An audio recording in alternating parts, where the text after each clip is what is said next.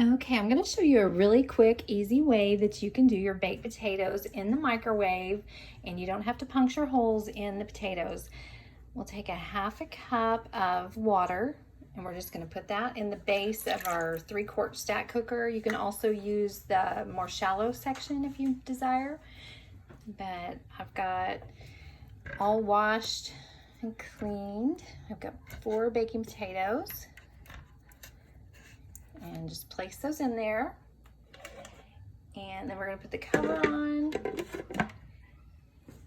and put those in the microwave for about 12 minutes. Okay,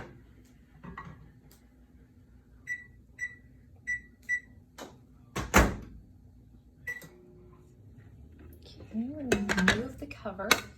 You want to do that away from your face. And see what we have here. Lots of steam. And we're just going to puncture and they're ready.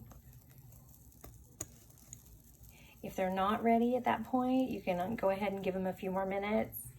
Probably a minute at a time is what I would suggest, unless they feel really firm. And that's it. You're ready to put your butter on, salt, seasoning, and serve.